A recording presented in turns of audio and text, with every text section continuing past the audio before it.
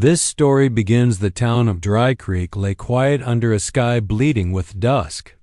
The last streaks of sunlight washed the desert in hues of copper and violet, shadows stretching long across the main street where dust swirled like restless ghosts.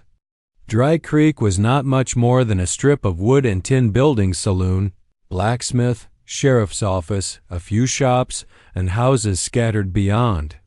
The kind of place where time dragged slow, except when a gun went off. It was near the saloon that the cowboy noticed her. Had just stepped off the porch of the feed store, a cigarette dangling from his lips, spurs whispering against the boards. A man who looked carved from lean muscle and long miles, he was no stranger to danger. But what he saw then brought him to a halt in a way bullets and brawls never had. She stood taller than any soul he had ever laid eyes on, a towering woman of Apache blood whose presence turned the small town into silence. Nearly 7 feet, broad-shouldered yet graceful, her black hair fell in thick braids down her back. She was dressed in a mixture of traditional buckskin and scavenged frontier cloth, her frame wrapped in strength that spoke of both the mountains and the battlefield. Her eyes were dark and unyielding, reflecting the sinking sun like polished obsidian. Children who had been playing marbles stopped mid-game to stare. A shopkeeper froze at his doorway, clutching a ledger. Even the old drunk slumped outside the saloon pulled himself up straighter, rubbing his eyes to be sure she wasn't some mirage. The town had heard stories of Apache warriors, some terrifying, others near mythical, but to see one so immense, so unapologetically present, was to feel the fragile order of the white man's outpost crumble for a breath. The cowboy found his mouth dry. He took the cigarette from his lips but forgot to draw smoke. He had seen large men before, farmhands, outlaws, soldiers, but she was different. She carried herself with a kind of serene defiance, as though the stares of the townsfolk were nothing but flies buzzing in her hair. He should have walked on. That would have been the sensible choice. Pass her by, tend to his drink, and keep his head down like everyone else. But something rooted him to the boards. Something in her stillness, in her self-possession, reached past his caution and gripped his curiosity like a hand on his collar. She did not move when he stepped closer. Only her eyes flicked toward him, cool and unreadable. He noticed the weapons she carried, not ostentatious, but practical. A knife at her hip, a bow strapped across her back, and a quiver of arrows blackened with soot. They weren't for show. They were tools of survival.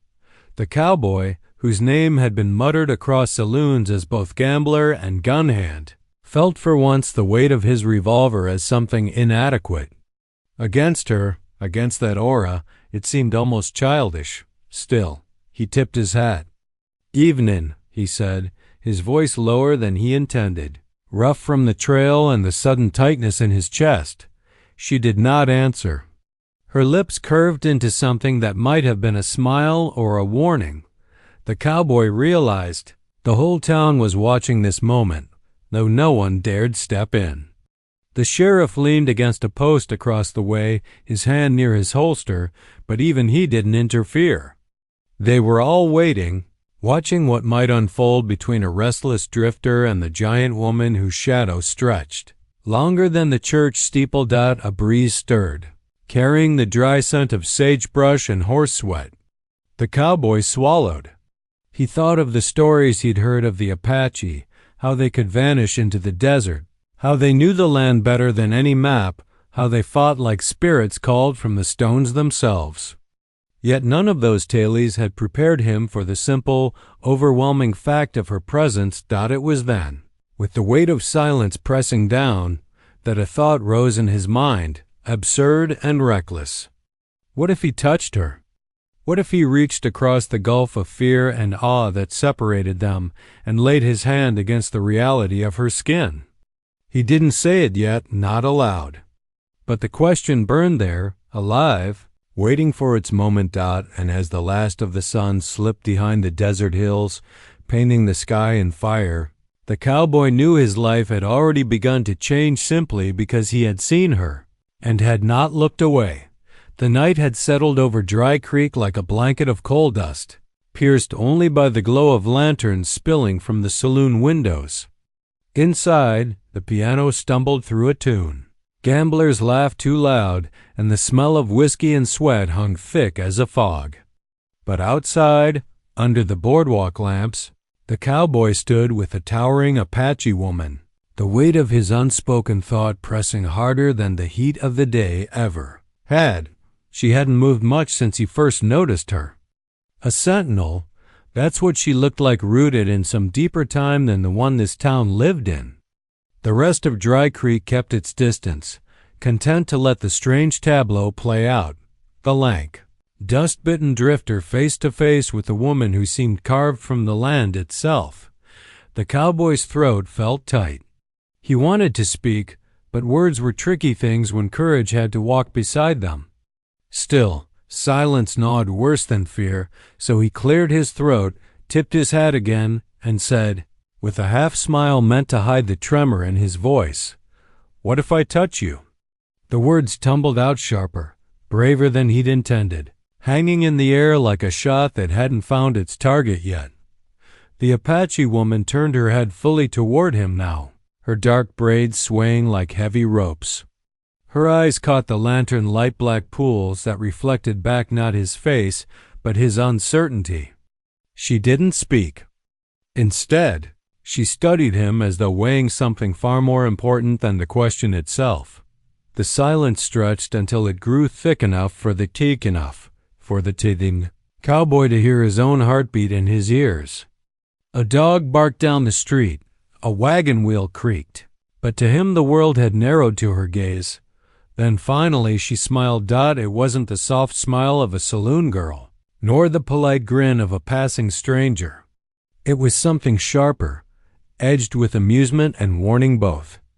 It told him she understood exactly what he'd asked, and that she was in no hurry to give him what he thought he wanted. "You ask," she said at last, her voice low, rich, carrying the cadence of wind moving through canyon walls, like a child asking the fire if it will burn. Her English was precise, but the rhythm of her words belonged to another world, measured, patient, ancient. The cowboy let out a breath he hadn't realized he was holding.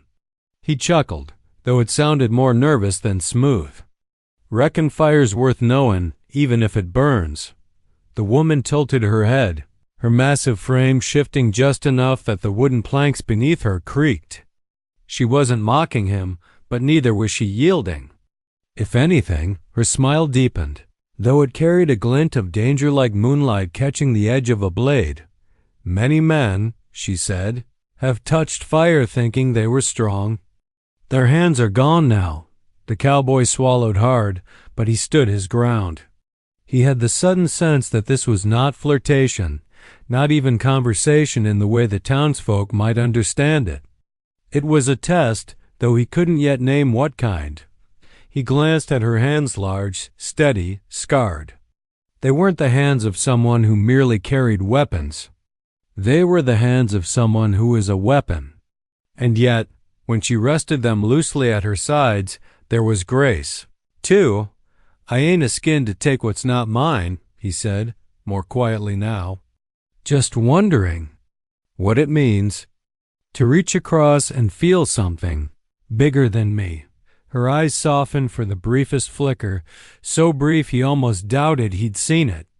Then she turned her gaze upward, toward the stars that were beginning to pepper the desert sky. "You do not know what you ask," she murmured. Cowboy felt the weight of her words settle on him like stone. He'd expected laughter or anger, maybe even a shove. But instead she gave him something harder, the space to reflect on his own boldness. Still, he couldn't pull back. "Not now. Maybe I don't," he admitted. "But I asked anyhow." Her smile returned, slow, deliberate. Then she stepped away from the saloon, her towering form cutting a silhouette against the lantern glow. Without looking back, she said, "Then follow." And just like that, she moved toward the edge of town, toward the desert beyond. The cowboy hesitated only a moment. The whiskey, The saloon, the safe anonymity of the crowd, they were behind him. The unknown, the fire, the trial that lay in her wake. So he adjusted his hat, squared his shoulders, and followed the giant woman into the dark. The town lights dwindled behind them, swallowed by the horizon, until only the vast desert stretched ahead, silent, endless, alive with the cold shimmer of stars. Dry Creek became nothing more than a scatter of faint lantern glows in the distance, fragile against the immensity of the land. Out here, the air changed. It was cleaner, sharper, filled with the scent of sage and the echo of creatures moving unseen in the dark. The cowboy followed a few steps behind her, his boots crunching softly against the hard earth. She walked with a stride that made the desert seem small, as though each mile bent to her will. Not once did she check if he kept pace. She simply assumed he would, or that he would fall behind and vanish. Unworthy doubt at first, he tried to speak, to fill the silence. "Got a long walk ahead of us?" he asked, his tone easy. She did not answer. He cleared his throat. "Guess I should have asked where we're going before I signed up for the stroll." Still no reply. Her silence was not cruel. It was something heavier, like a stone dropped into a deep well. It made him think of every step as a choice: turn back and return to the safety of whiskey and dim light, or keep on into the dark with her, not knowing what way to. So he kept on. When they crested a low ridge, the land opened into a shallow basin. The moon lit the sand pale, casting shadows of mesquite and cacti like dark sentinels. She finally stopped there, standing at the center of the open space. He caught up, chest tight from both the walk and the weight of wondering. She turned toward him, and in the silver light her height seemed almost unreal. He felt small before her, but he didn't let it bend his spine. "You asked to touch," she said at last, her voice carrying across the basin as though the land itself listened. "But you do not know what it means to touch me." The cowboy tilted his hat back, sweat beating at his temple despite the cool night. "That's why I'm here." "To know." Her smile was faint, unreadable. She raised her hand, palm outward, and for a flicker he thought she might let him reach for it. But instead, she pointed toward the horizon where the desert rolled on in darkness. "You wish to touch me," she said. "Then you must carry fire without letting it consume you." He frowned, unsure. "Sounds like Ritalin." "You mean a real fire?" She didn't answer directly. Instead, she stooped and gathered dry brush from the basin floor, sticks, brittle twigs, a handful of dead grass. With a flint pulled from her pouch, she struck sparks until a small flame rose, licking the wood into life. The firelight painted her features in shifting gold, making her look less like a woman and more like some spirit called from the stone. She gestured to him. "Take it." The cowboy crouched and picked up the burning bundle. Heat bit into his palms, but he held steady. "Carry it," she said. "Walk until I tell you to stop." He glanced at her, half expecting a smile, a wink, something to show this was a game. But she was stone serious. So he nodded and began to walk. Each step drove the heat deeper into his skin. The flames hissed and flared, smoke curling into his face. He gritted his teeth, shifted the bundle, tried to hold it away from his shirt so it wouldn't catch. His boots crunched on the desert floor, steady, deliberate. After a dozen paces, he glanced back. She had not moved. She stood watching him, arms folded, her expression unreadable in the glow. He kept walking. The heat gnawed, blistering against his skin. His arms shook from holding the bundle steady. He wanted to toss it down, stomp the fire out, curse her for madness. But something in him, pride, maybe, or the gnawing hunger to prove himself, kept his legs moving. At last, her voice cut through the night. "Enough," relief surged through him. He dropped the fire carefully to the earth, letting it burn on the ground. His palms were red, raw, but not ruined. He blew out a sharp breath, then barked a short laugh. Hell of a way to flirt, lady. For the first time, she laughed to a low, rich sound that surprised him more than the fire's pain. You held, she said. That is the first thing. To touch me, you must endure. Her words sank deep. He realized then this was no simple dare, no coy play. This was something older, ritual, trial, a measure of worth. And though his hands throbbed and his body ached, he found himself grinning like a fool, because the truth was he'd walked through fire twice over. If it meant following her into whatever came next, the flames he had carried smoldered low, shrinking into glowing embers. The cowboy flexed his hands, feeling the sting, the rawness of skin, and the faint pride that he hadn't faltered. The desert was quiet but for the hiss of the dying fire, and the stars above burned so bright they seemed close enough to touch. The Apache woman stepped forward at last, her shadow falling long across him. The firelight caught her face in gold, then silver as she moved past it. Her size should have felt monstrous, but instead it felt inevitable like the cliffs or the night sky. You bore the fire, she said, her voice carrying that same canyon-deep resonance. But that is only the beginning, he swallowed, his throat dry.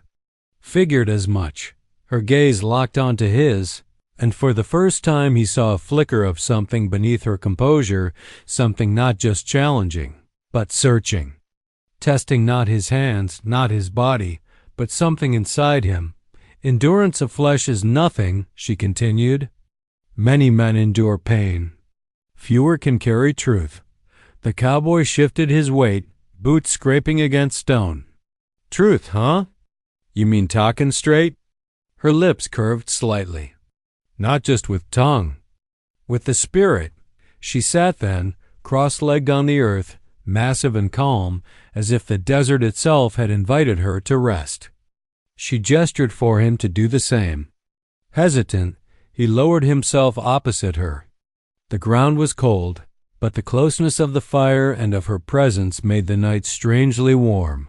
For a long moment, she said nothing, simply studying him. The silence pressed down heavy, and he felt the weight of all he hadn't said to anyone in years. She was stripping him bare without touching him. Tell me, she said finally, who waits for you? He almost laughed. No one, her eyes narrowed. Lie. The word hit him harder than any slap. He bristled. Ain't lyin'. Got no wife? No kin. Nothin' behind me but miles of dust. She tilted her head, braids shifting against her shoulders.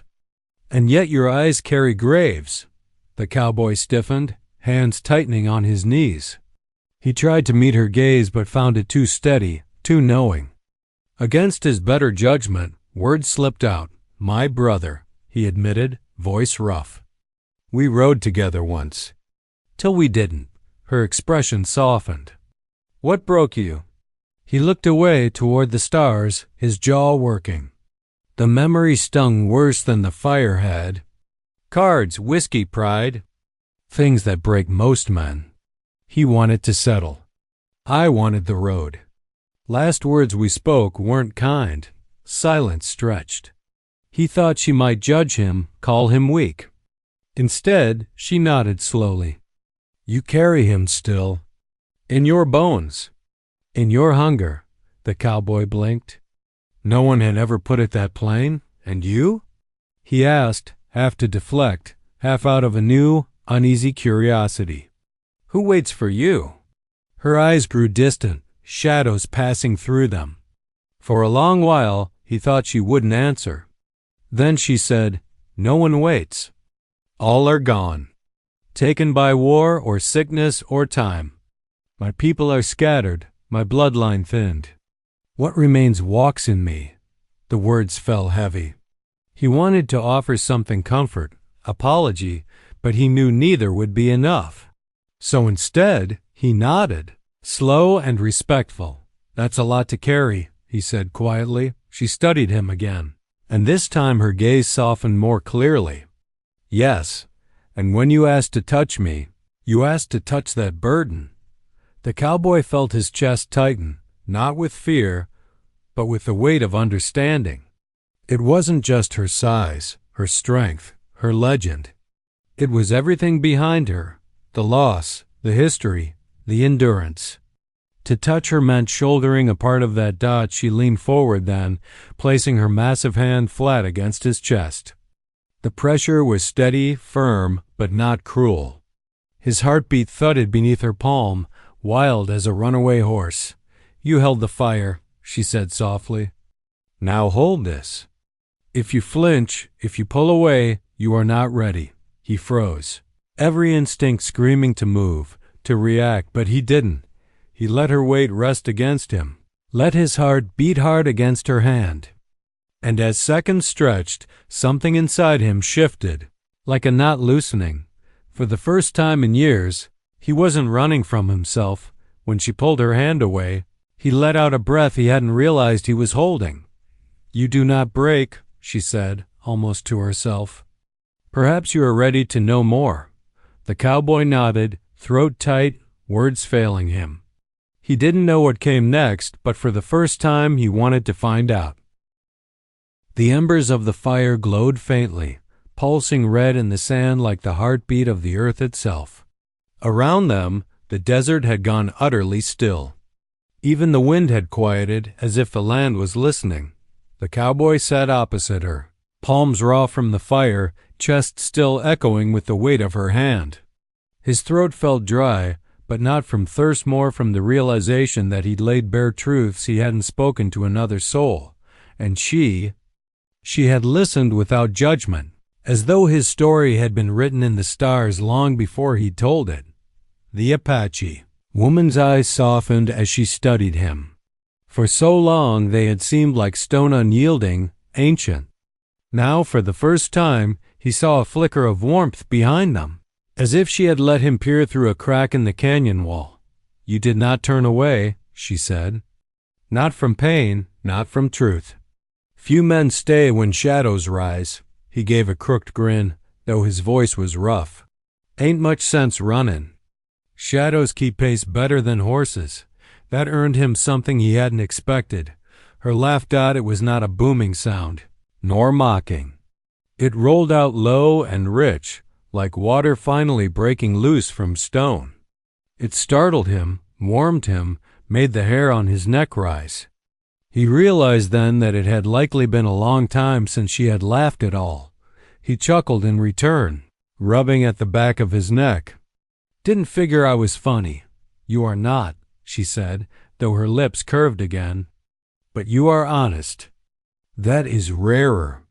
For a long while they sat in companionable silence. Above them, the Milky Way spilled across the heavens in a river of light. Coyotes yipped faintly in the distance, then fell quiet again.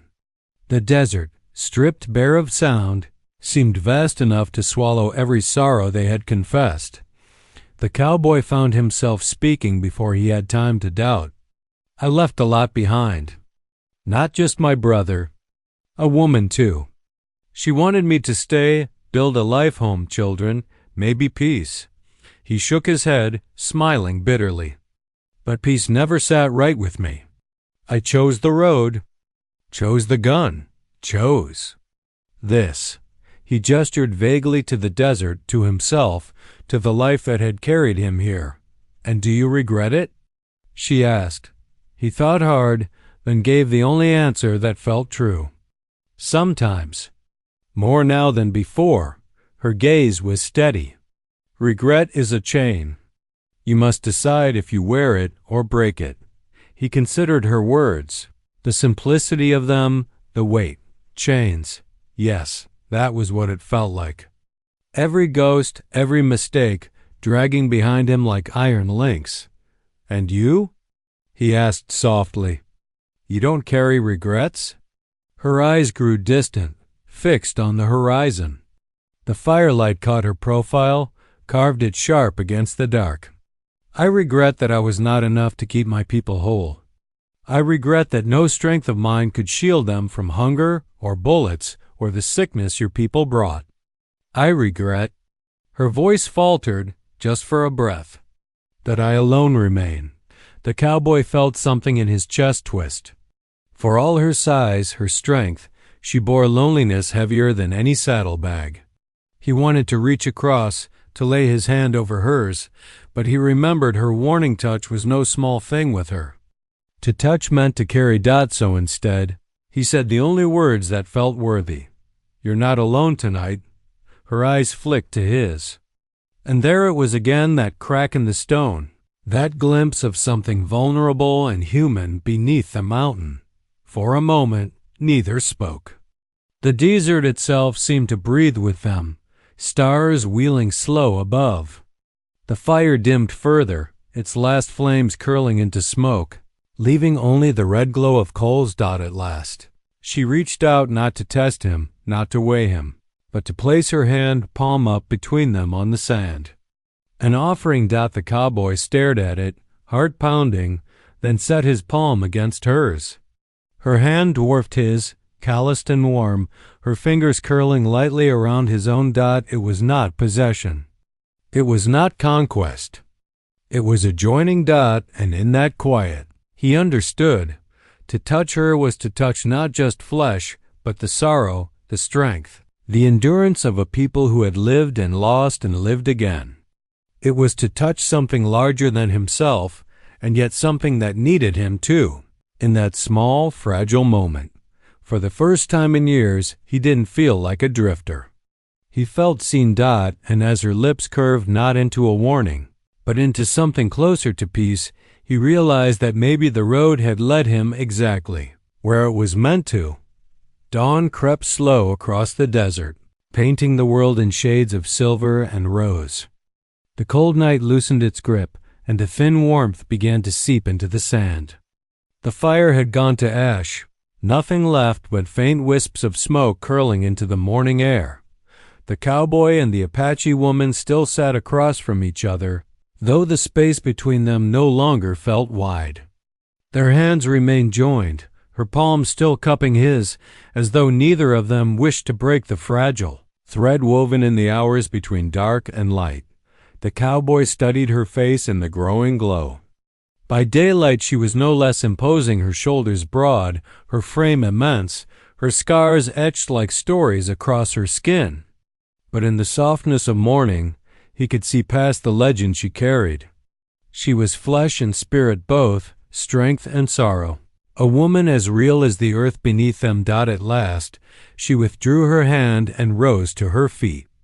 The motion was slow, deliberate, as though she carried the weight of a world on her back and yet bore it with dignity. She looked down at him, her shadow stretching long in the new sun. "When you asked to touch me," she said, her voice low and steady, "you did not understand. You thought of flesh, of desire, of conquest." The cowboy stood too, brushing dust from his knees. He didn't argue. She was right. At first, it had been that reckless, curious, a man daring something dangerous. But after fire and truth, after the long night of stories and silence, he knew better. "I know now," he said quietly. "To touch you is to touch all you've carried, all you've lost." Her dark eyes softened, just slightly. "Yes, my people, my blood, my grief, and my strength. They live in me. Any who lay hands on me take them too." He nodded. The truth of it sank deep, heavy but not crushing. For once, the weight was something he wanted to bear. The wind stirred, carrying with it the scent of morning sage. A hawk cut across the sky, its wings catching sunlight, its cry sharp and lonely. The cowboy turned his gaze upward, then back to her. "So," he said with a wry grin, though his voice trembled with something more than humor, "what happens now?" She regarded him for a long moment, her expression unreadable. Then, slowly, she stepped forward, close enough that he had to tilt his head back to meet her eyes. Her shadow engulfed him, her presence vast as the land.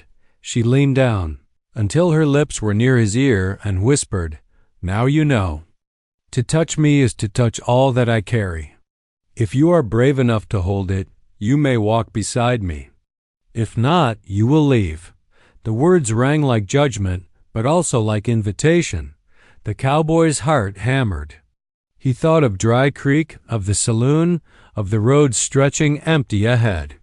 He thought of his brother, of the woman he had left, of the long trail of mistakes and regrets that had followed him like dust.